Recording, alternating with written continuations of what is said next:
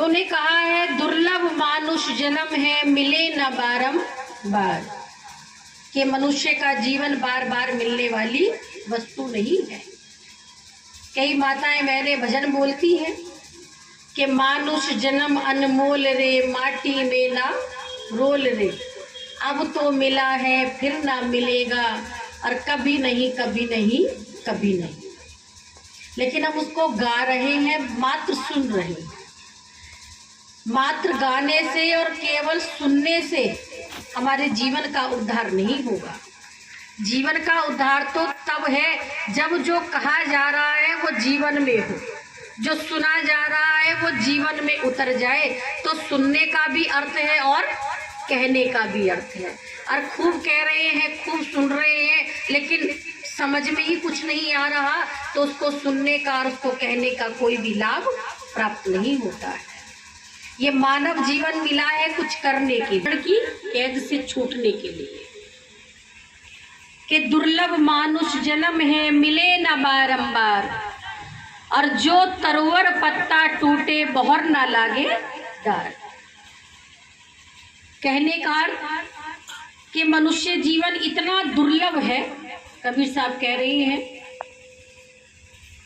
कि उदाहरण देते हैं, जैसे इतने सारे फूल दरबार में मंच पर लगे हैं, इतने सारे फूलों को नहीं, केवल इतने सारे फूलों में कहा जाए कि जिस टहनी से ये फूल टूटा था उस टहनी से जाकर आप उसको जोड़ दो, तो क्या इतने फूलों में से एक फूल भी आप उस टहनी से जोड़ सकते हैं? बताइए।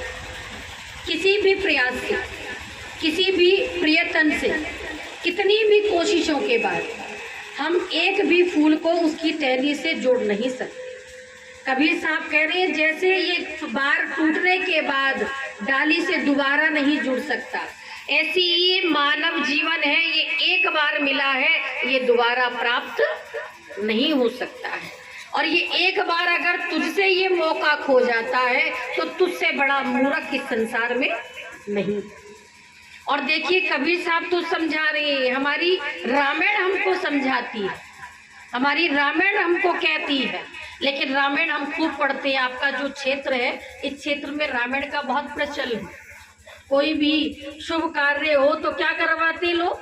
रामायण का पाठ कराते, गृह प्रवेश हो तो कराते, विवाह शादी हो तो कराते, लेकिन उसको सुनते हैं, कहते हैं, लेकिन केवल सुनने और कहने से जीवन का उद्धार नहीं। रामायण साफ समझाती है और साफ रामायण के अंदर लिखा है। क्या लिखा है?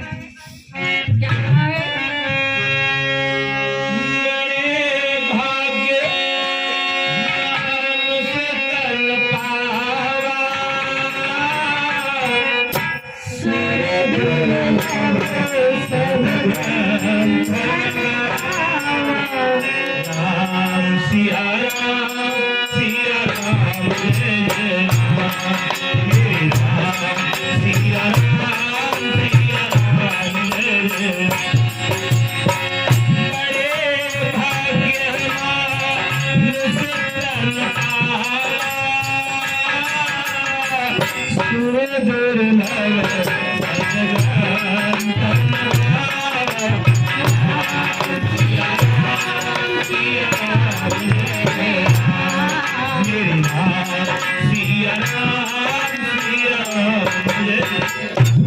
के बड़े भाग मानुष तन पावा। कहीं किसी शास्त्र में या किसी के मुख से ऐसा नहीं सुना होगा कि बड़े भाग सुअर तन पावा। सुना आपने? क्योंकि सुअर का तन भाग्य से नहीं मिला है, सुअर का तन तो दुर्भाग्य से मिला है। सुअर कहाँ रहता है? नाले में रहता है। क्या खाता है? उस नाले की गंदगी को खाता है। कहीं ऐसा नहीं लिखा कि बड़े भाग कुत्ता तन पावा, क्योंकि कुत्ते का तन भी दुर्भाग्य से प्राप्त होता है। 83,99,999 योनियों में सबसे श्रेष्ठ योनि कौन सी है? केवल और केवल मानव योनि है। और मानव बनकर भी हम सुअर की तरह जीवन बिताएं? बताइए। काम, क्रोध, लोभ, लालच ऐसे नाले में पड़े रहे और इसी लोभ लालच के कारण क्या करते रहे? उसी संसार की विष्ठा को खाते रहे, गंदगी को खाते रहे, तो इस जीवन को लेने का कोई लाभ प्राप्त नहीं होगा। कि बड़े भाग मानुष तन पावा और सुर दुर्लभ सब ग्रंथन गावा। कि जिसकी महिमा वेद पुराण शास्त्र गा रहे हैं। वैकुंठ में बैठे देवी देवता तरसते हैं कि ऐसा मानव जीवन हमको मिल जाए। तो हमें क्या मिलेगा? मानव तन मिलेगा। तो क्या मिलेगा? ये सत्संग मिलेगा, संतों का संग मिलेगा। और आज हमें मानव जीवन मिला है, संतों का संग मिला है, सत्संग मिला है, और उसके बावजूद भी हमारा जीवन परिवर्तन ना हो तो हमारे से बड़ा कोई मूर्ख संसार में नहीं है। ये सत्संग क्यों मिलता है, क्यों सुनाया जाता है? केवल आप जीने का तरीका जान जाए। जैसे स्कूल में बच्चा पढ़ता है, जब इंजीनियर कॉलेज में पढ़ता है तब बच्चा इंजीनियर बनता है। एक मेडिकल कॉलेज में पढ़ता है तब वो डॉक्टर बनता है, या बिना मेडिकल स्कूल में जाए बन जाता है? बताइए, डॉक्टर नहीं बनता है। जैसे उसकी पढ़ाई पढ़ने के लिए स्कूल में जाना पड़ता है, डॉक्टर बनना हो तो मेडिकल कॉलेज में जाना पड़ता है, इंजीनियर बनना हो तो इंजीनियरिंग कॉलेज में जाना पड़ता है। ऐसी अगर भक्ति करनी है, भक्त बनना है, जीवन का उद्धार करना है, तो पढ़ाई करने जाना कहाँ पड़ेगा? सत्संग रूपी क्लास को लेना पड़ेगा। और इस सत्संग से क्या होता है? यहाँ पढ़ाई जाती है, जीने का तरीका समझाया जाता है। जो जीवन केवल खाने पीने सोने में हमने गुजार दिया और कहा है खाना पीना सो जाना, और ये सब तो है एक पशु समान।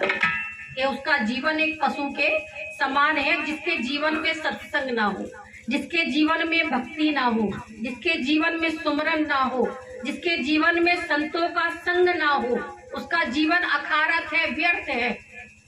लेकिन ऐसा संग जीव कब करेगा? जब ऐसी पढ़ाई को पढ़ेगा और पढ़कर उसको समझेगा। सत्संग में आने वाले बहुत होते हैं, सुनने वाले बहुत होते हैं, लेकिन हर एक को समझ में, हर एक के हृदय में सत्संग नहीं बैठता है। सत्संग तो किसी किसी के हृदय में बैठता है। क्या कहा रामायण, क्या कहती है?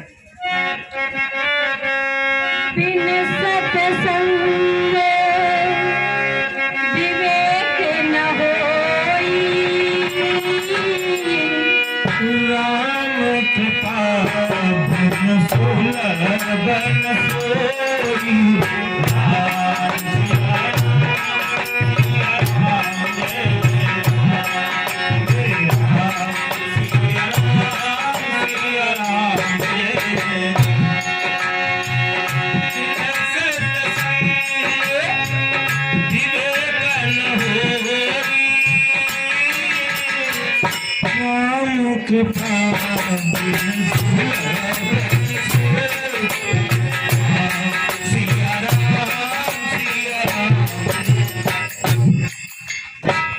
बिन सत्संग विवेक न होई, और राम कृपा बिन सुलभ न सोई। के बिना सत्संग के ज्ञान नहीं मिल सकता, लेकिन सत्संग भी रामायण कहती है कब मिलता है?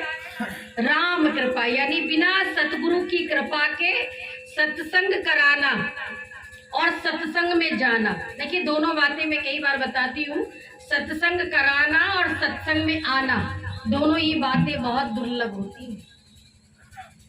सत्संग वो नहीं कराता कि बहुत बड़ा घर है, इसके दो घर है, इसके दो मकान है, दो महल है, तो उसके घर में जगह है तो सत्संग हो सकता है। ये बहुत पैसे वाला है तो सत्संग करा सकता है। सत्संग किसको मिलता है? कौन करा सकता है? ना सत्संग बड़े घर से होता है, ना बड़े पैसे वाले होने से होता है। सत्संग होता है तो सतगुरु की कृपा से होता है, और जिस पर कृपा होती है वही सत्संग को करा सकता है, और जिस पर कृपा होती है वही सत्संग में आ सकता है। वरना जिस पर कृपा ना हो वो यहाँ तक आ नहीं सकता, और जिस पर कृपा ना हो वो सत्संग करा नहीं सकता। लेकिन ये दोनों चीजें कब हमारे जीवन में आती हैं? भागवत अगर आपने पढ़ी हो तो भागवत के 7वें 8वें पेज पर लिखा है कि ये दोनों चीजें कब मिलती हैं। काहे जब जीव के, देखिए बहुत ध्यान से सुनना, छोटी सी है लाइन लेकिन बहुत सटीक है।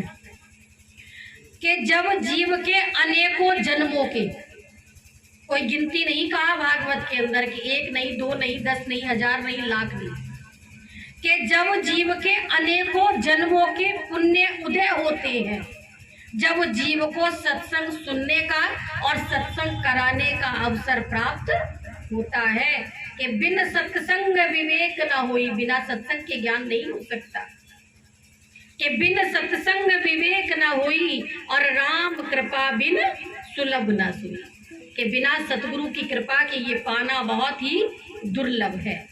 लेकिन आज ये कलयुग का प्रभाव है कि आज हमें मिल खूब रहा है, जैसे बहुत सारी चीजों को खा लो, पेट भर के खा लो तो क्या हो जाती है, बदहजमी हो जाती है। ऐसी आज घर घर सत्संग है, घर घर सुनने के लिए मिल रहा है। बेचारे संत महापुरुष पता नहीं कहाँ कहाँ सुनाने के लिए जा रहे, लेकिन लोगों को क्या हो गई है, बदहजमी हो गई।